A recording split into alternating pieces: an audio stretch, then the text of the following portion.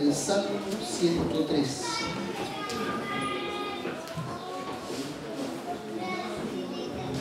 Dice las Escrituras, versículo 1: bendice alma mía a Jehová, y bendiga mi ser su santo nombre. Bendice alma mía a Jehová, y no olvide ninguno de sus beneficios. Él es quien perdona todas tus iniquidades, el que sana tus dolencias, el que sacia de bien tu boca, de modo que te rejuvenezcas como el águila. Y en ese contexto aparece este versículo: Jehová es el que hace justicia.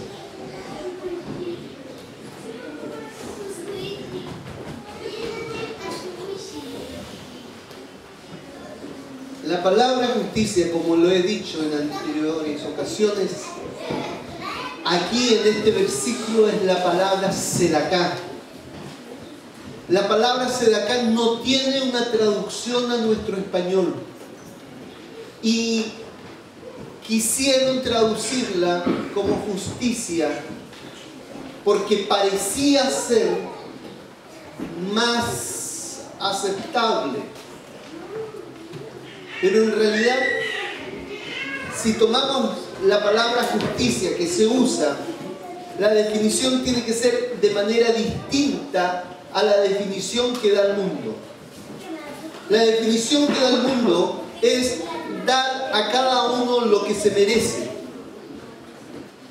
Pero en los versículos anteriores, leamos de nuevo, versículo 1, 2, 3, 4 y 5, pensémoslo considerando que él está hablando, el salmista, de la sedaká de Dios, no del concepto de la justicia del mundo, sino desde el concepto, y que se acerca más a la palabra justicia, la definición de esta palabra hebrea sedaká, se acerca más la palabra fidelidad.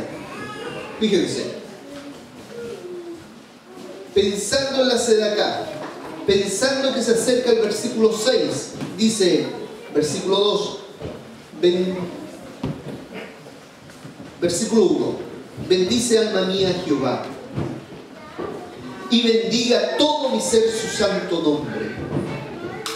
Bendice alma mía a Jehová, y no olvide ninguno de sus beneficios. El salmista está pensando en la sedaká de Dios. El salmista está pensando en la fidelidad de Dios.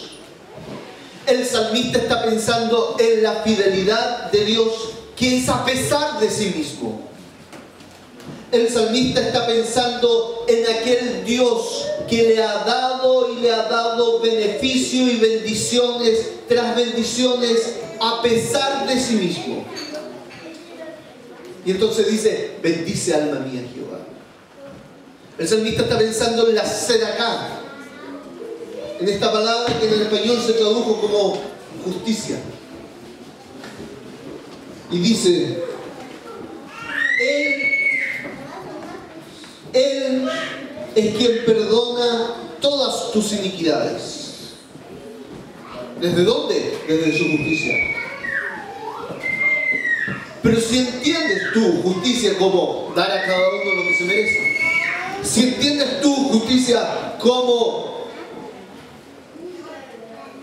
los justos juicios de Dios contra tu vida, si entiendes tu justicia como la ira que va a caer sobre ti, entonces no comprendes por qué el salmista dice en el contexto de la justicia de Dios, Él es el quien perdona todas tus iniquidades.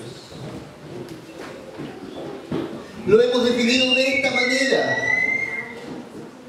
Si tomamos la definición del mundo que dice dar a cada uno lo que se merece, la definición desde el hebreo, desde las escrituras, es dar a cada uno de sus hijos conforme a la fidelidad de Dios, a sus promesas, por amor de su nombre. Justicia en ese sentido no es dar conforme a tu fidelidad. Justicia es dar conforme a la fidelidad de Dios para tu vida.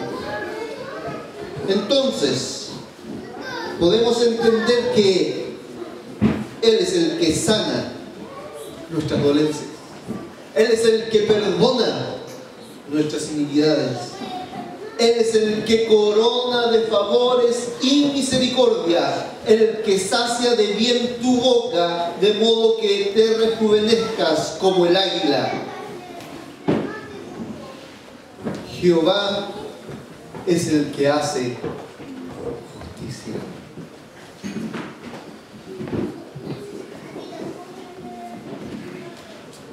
Fíjate, y en ese contexto aparece también el versículo 10, que es un ataque flagrante al concepto tradicional de justicia. Al concepto tradicional me refiero a lo que se define en el mundo como justicia y que lamentablemente muchos de los hermanos han tomado como definitorio de la palabra justicia. Fíjate lo que dice el 10. No ha hecho con nosotros conforme a nuestras iniquidades. Luego continúa diciendo, no nos ha pagado conforme a nuestros pecados.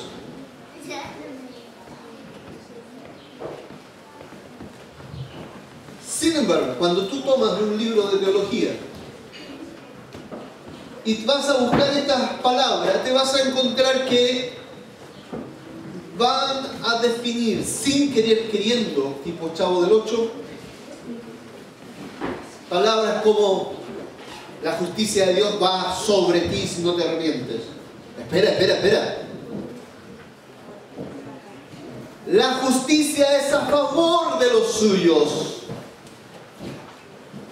en el sentido estrictamente bíblico.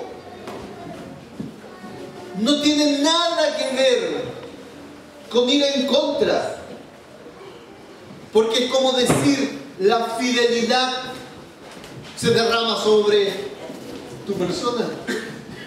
¿A qué me refiero con eso? Cuando hablamos de conceptos como fidelidad de Dios o misericordia de Dios, entendemos de inmediato que es a favor de nosotros. Y es porque nos perdona, nos restaura, nos levanta, nos anima, nos sana. Es desde su justicia. Pero lamentablemente, se tradujo esta palabra Sedaká como justicia. Voy a dar un ejemplo. En ciertos sectores de África no existe la nieve. Entonces la traducción que se encontró o que se usó para decir que nuestros pecados serían transformados y limpiados y ya seríamos blancos como la nieve, es como el centro del coco. Ok, entendemos la metáfora, que serían blancos como el centro del coco. Ya está bien. Entonces, ¿qué ocurre? Ocurre que empezó a desarrollarse la teología del coco. ¿A qué me refiero? Que como ellos no entendían en su mundo qué era la nieve, se empieza a pensar desde la forma del coco. Y podemos empezar a decir, ¿sabes qué? Lo que ocurre es que cuando tú aceptas a Cristo, somos partidos por la mitad y en ese momento nos transforma Dios en la sustancia del coco. ¿Cómo es?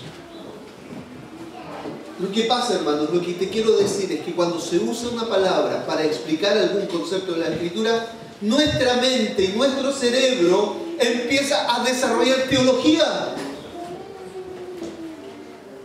Y cuando no entendemos lo que quería decir al comienzo, empezamos a ver en el mundo cuál es la aplicación en el mundo de la palabra justicia, en este caso. Y entonces empezamos a ver que fue llevado a la justicia. ¿Para qué lo condenara a la justicia? ¿Para qué? Para que se hiciera justicia. Y entonces el contexto de nuestro mundo nos está explicando que la justicia y ser llevado a la justicia es algo muy malo que nos puede pasar.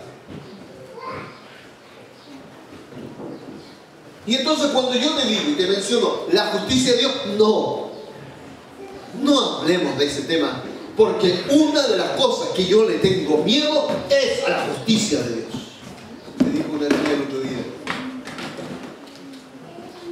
Yo en mi interior movía la cabeza porque yo decía la palabra original,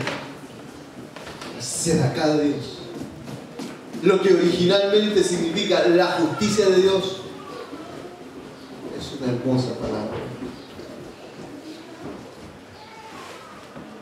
Es una palabra que habla de su gloria, de su magnificencia, de su gracia, de su fidelidad para con nosotros. Una palabra que habla de la naturaleza y la esencia de Dios. Una palabra que se sustenta en esto. Yo he dicho, yo he cumplido. En la veracidad de Dios. En su fidelidad para con los suyos. Justicia de Dios. La hemos definido como fidelidad de Dios a sus promesas, por amor de su nombre, para su gloria. ¿Y por qué la definimos así?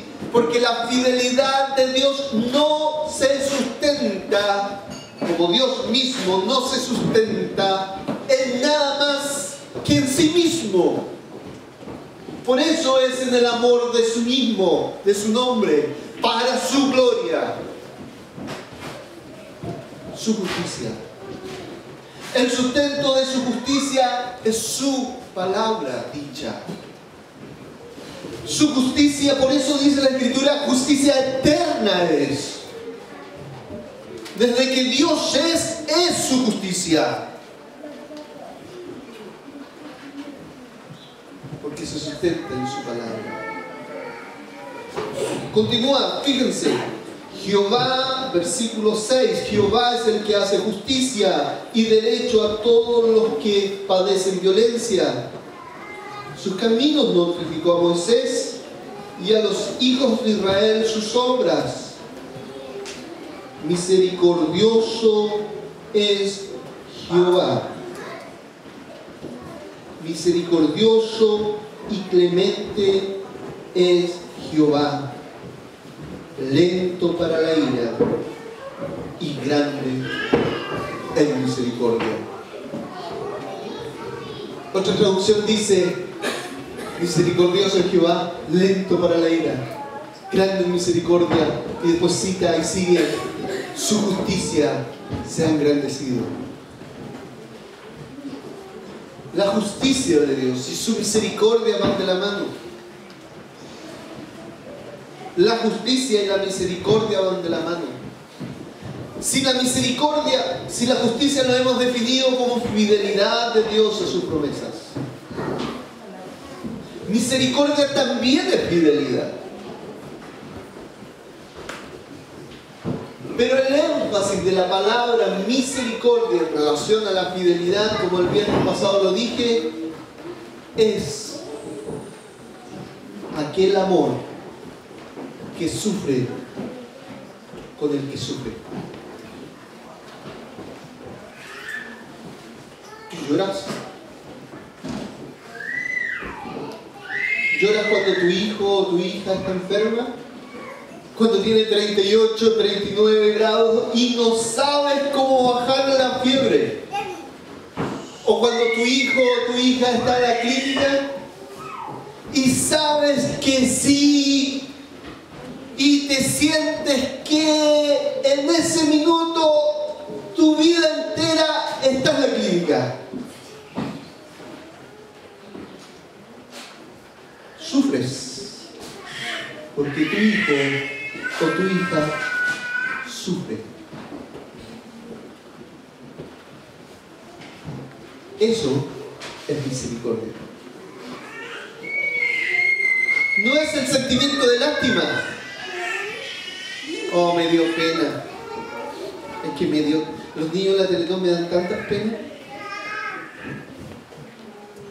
Misericordia es lo que tiene la madre de ese niño. Misericordia. E inclusive ese concepto de la madre que tiene por su hijo, que está sufriendo y ella sufre, es un pálido reflejo de lo que es la misericordia de Dios para nosotros. La fidelidad de Dios a nosotros por amor, un amor que sufre por el sufrimiento del otro y que no se queda quieto, sino que es movido a la acción. De tal manera es movido a la acción que rescata al que sufre. ¿Y qué más hace? No solo lo rescata, sino que una vez que lo rescata, el gozo que se manifiesta tras el rescate está presente. Entonces, cuando hablamos de misericordia, no solo hablamos del amor sufriente, sino que hablamos de la acción que es movida por el amor sufriente. Y no solamente hablamos de la acción, sino que hablamos además del gozo que se produce tras el rescate. Todo eso para su gloria. Todo eso es la misericordia de Dios. Su justicia y su misericordia están contigo. Si yo tomara el libro de Romanos como lo he estado tomando y tuviera que predicar todos los domingos sobre el libro de Romanos y tuviera que decir vamos a leer Romanos y tomara el libro de Isaías y dijera vamos a estudiar Isaías y tomara cada vez, cada domingo un versículo que hable sobre la justicia de Dios, estaría 3 años hablando sobre la justicia de Dios.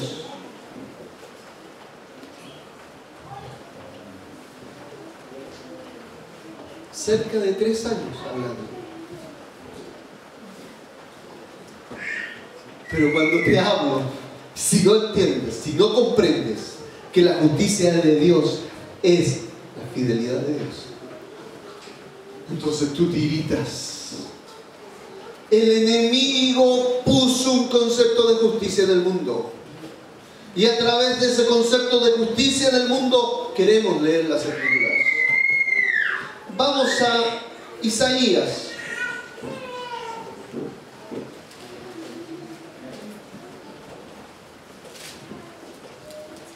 Les voy a mostrar un versículo.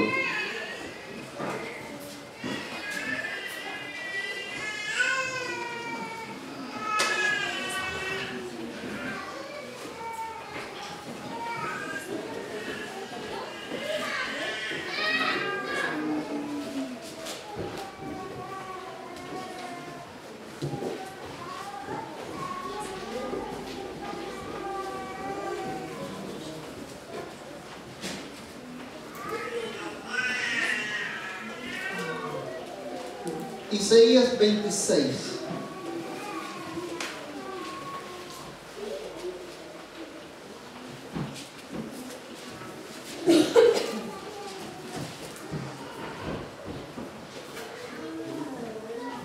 Versículo 9. Isaías 26, versículo 9. Con mi alma te he deseado en la noche, y en tanto que me dure el espíritu dentro de mí, madrugaré a buscarte, porque luego que hay juicios tuyos en la tierra, los moradores del mundo aprenden justicia. Versículo siguiente: se mostrará piedad al malvado y no aprenderá justicia. Se mostrará piedad al malvado y no aprenderá justicia. Qué interesante.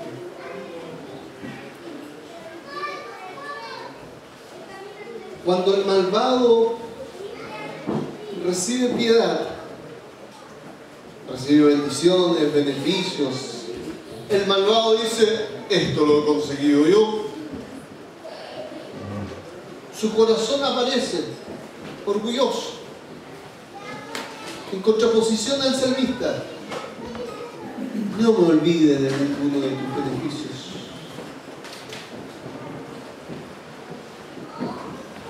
El justo, cuando recibe bendiciones, debiera aprender y no olvidarse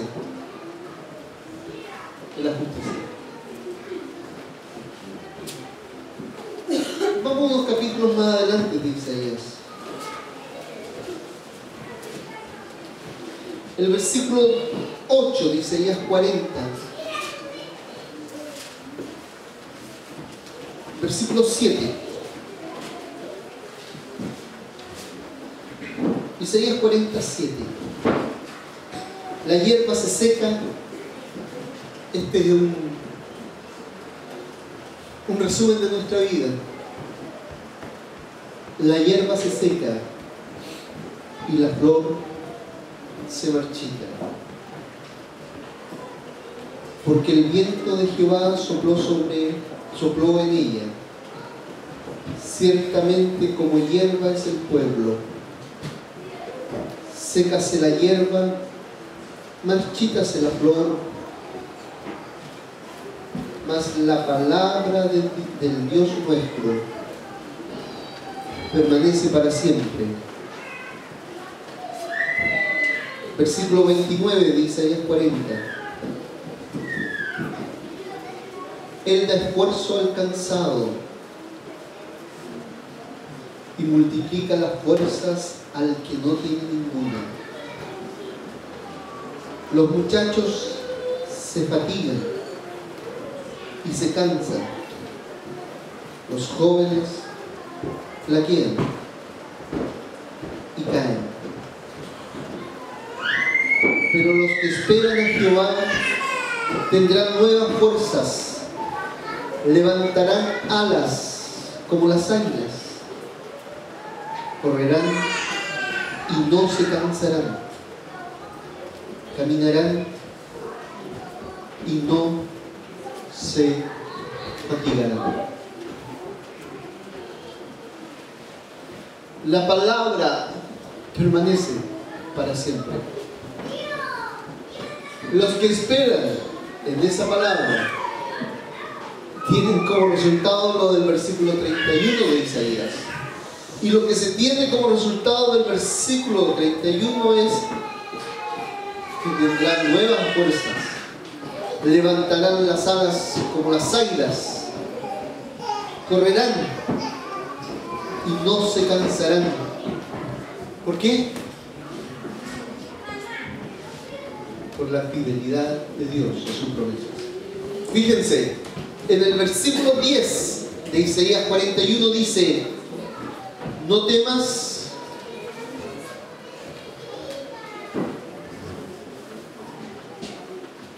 no temas, porque yo estoy contigo. No desmayes, porque yo soy tu Dios, que te esfuerzo. Siempre te ayudaré, siempre te sustentaré con la diestra de mi justicia. ¿Cómo se entiende ese versículo? Se entiende ese versículo solamente y solamente si comprendemos que la justicia de Dios es la fidelidad de Dios a sus promesas, por amor de su nombre, para su gloria. Porque si lo entiendes desde que Dios te va a dar lo que tú te mereces que te den, que conforme a tu comportamiento, a tu fidelidad, a tu esfuerzo personal. No, no, no. El versículo se tiene que entender a la luz del versículo 31. Los que esperan en Jehová tendrán nuevas fuerzas. Se tiene que entender a la luz del versículo cuando dice el 10, levantarán alas como las águilas, correrán y no se cansarán, caminarán y no se fatigarán. Y ahí aparece el capítulo 41 y luego el versículo 10 al decir, no temas, porque yo estoy contigo. ¿Con qué te sustenta? Tú sabes que lo contrario al miedo es la fe.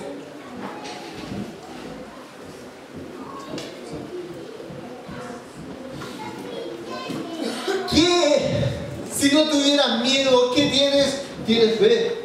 Y si tienes fe, no tienes miedo. Porque aquí va algo bellísimo. Cuando tú tienes fe, le estás diciendo a Dios, tú eres veraz. Cuando tienes fe, le dices, Dios es confiable. Cuando tienes fe, estás estableciendo que la justicia de Dios es contigo. No por ti, sino a pesar de ti.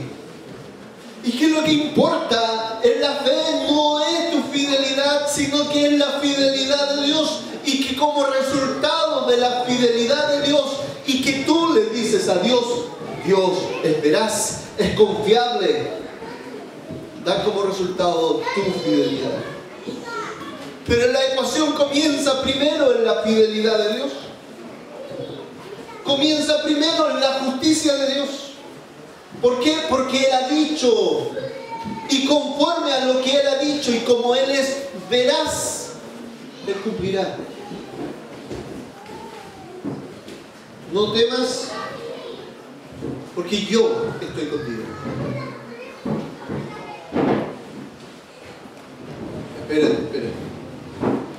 Espérate. ¿Quién está contigo? Aunque mi padre y mi madre me dejaren, con todo eso, Jehová me protegerá. Yo estoy contigo. Una de las razones de por qué la gente cae en angustia, en depresión y en problemas emocionales serios, a tal punto que llegan al psiquiátrico, es que se sienten solos. No temas. El Dios de justicia está contigo. No temas. El Dios de justicia está contigo.